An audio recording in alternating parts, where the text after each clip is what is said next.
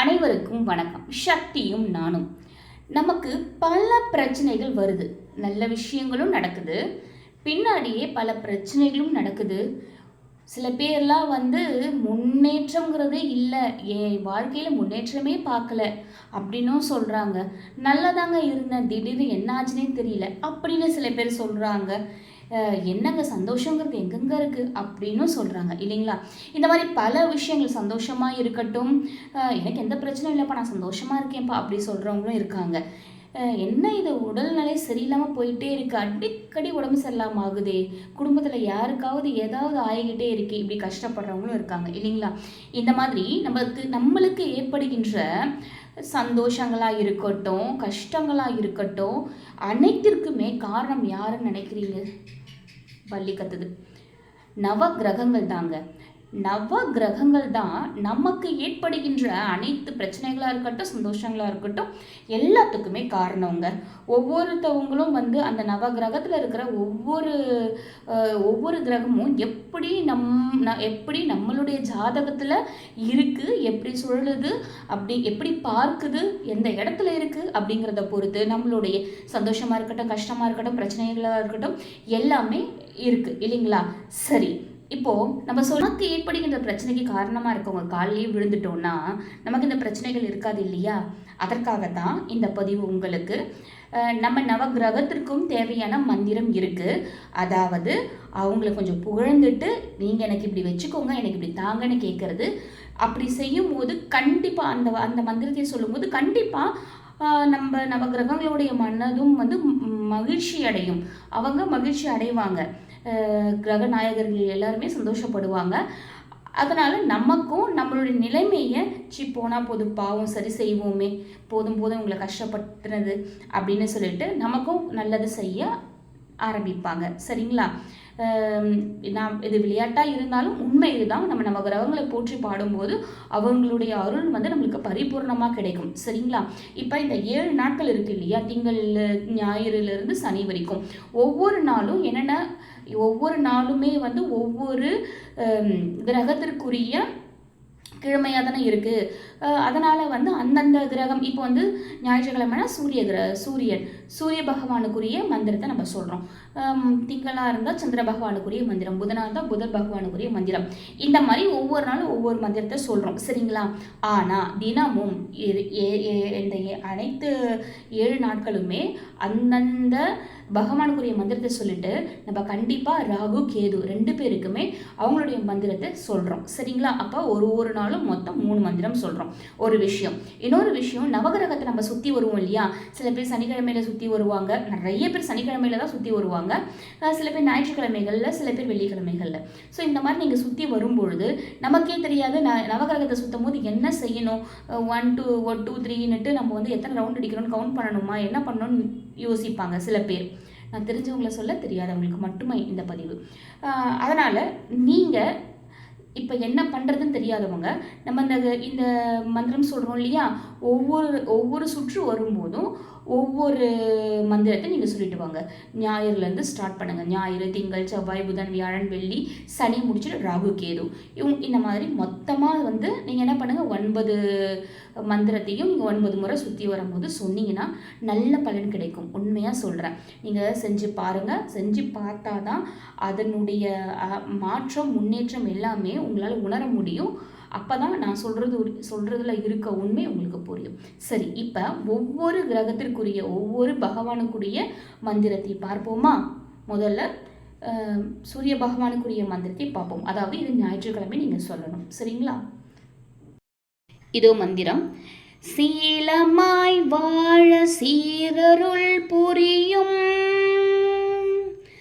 ஞாலம் புகழும் ஞாயிறே போற்றி, சூர்யா போற்றி, சுதந்திரா போற்றி,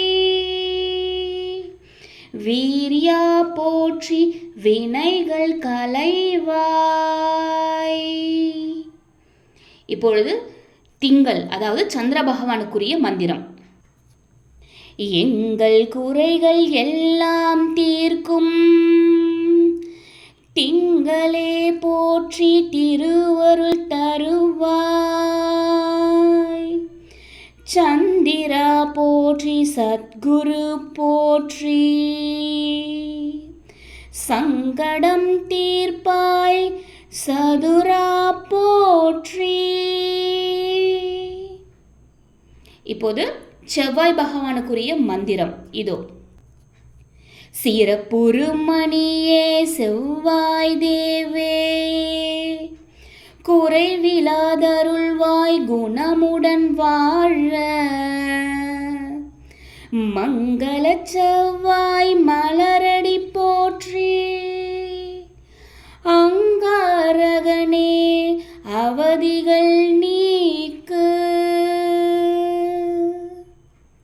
இப்பொழுது புத பகவானுக்குரிய மந்திரம், புதன்கிழமை சொல்ல வேண்டியது. இதமுற வாழ இன்னல்கள் நீக்க, புத பகவானே பொன்னடி போற்றி, பதந்தந்தாழ்வாய் பன்னொழியானே, உதவியே அருளும் உத்தமா போற்றி. இப்போது வியாழக்கிழமை சொல்ல வேண்டிய குரு பகவானுக்குரிய மந்திரம். குணமிகு வியாழ குரு பகவானே, மனமுடன் வாழ மகிழ்வுடன் அருள்வாய், பிரகஸ்பதி வாழ பரகுரு நேசா, கிரகதோஷமின்றி கடாட்சித்தருள்வாய்.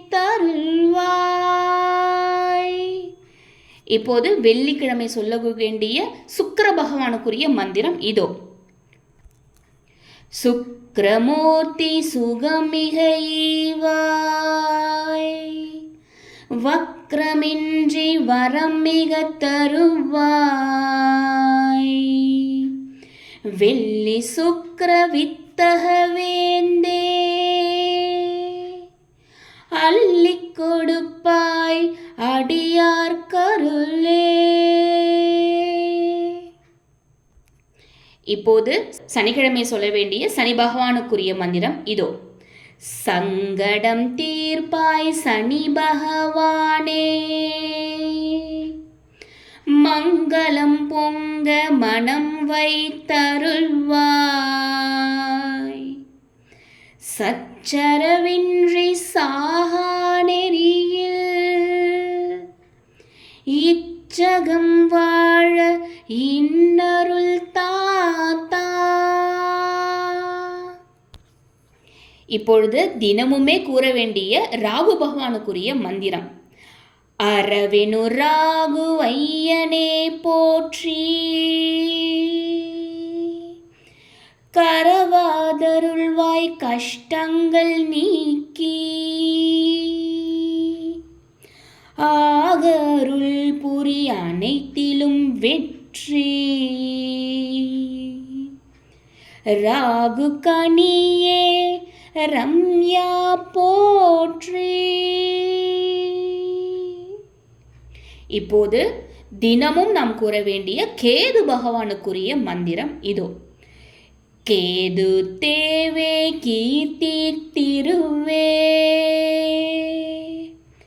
பாதம் போற்றி பாவம் தீர்ப்பாய், வாதம் வம்பு வழக்குகளின்றி, கேது தேவே கேண்மையாய் ரக்ஷி.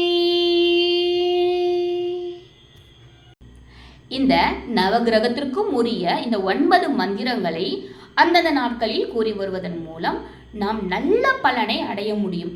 ரொம்ப பெரிய கஷ்டமாக இருந்தால் கூட, கஷ்டம் கொடுத்து தான் ஆகணுன்ற பட்சத்தில் கூட அந்த கஷ்டத்தை குறைச்சாவது கொடுப்பாங்க. அந்த கஷ்டத்துலேருந்து நம்ம எளிதில் விடுவிச்சுக்கிட்டு வந்துடலாம். அந்த அளவுக்கு நம்ம நிலைமையை கண்டிப்பாக இந்த நவகிரகங்களும் மாற்றி கொடுப்பாங்க, நவகிரக நாயகர்களுமே மாற்றி கொடுப்பாங்க. அதனால் நம்பிக்கையோட தினமும் அந்தந்த நாட்களுக்குரிய பகவானுக்கு அந்தந்த மந்திரங்களை நீங்கள் சொல்லுங்கள், எழுதி வச்சுக்கோங்க. எழுதி வச்சுக்கிட்டு வாய் திறந்து நீங்கள் படிங்க. ஒரு 2-3 நாள் நீங்கள் படித்தாலே உங்களுக்கு அது மனப்பாடம் ஆகிடும். அதனால் இது பிரச்சனை கிடையாது. ஆனால் தினமும் ராகு கேதுவுரிய மந்திரம் கண்டிப்பாக சொல்லிடுங்க. அது ரொம்ப நல்ல பலனை உங்களுக்கு தரும். இந்த பதிவு பிடிச்சிருக்கும்னு நினைக்கிறேன். பிடிச்சிருந்தா உங்கள் நண்பர்களுக்கும் இதை ஷேர் பண்ணுங்கள், அவங்களும் பயன்பெறட்டும். லைக் பண்ணுங்கள், சப்ஸ்கிரைப் பண்ணுங்கள். நன்றி. ஓம் முருகா.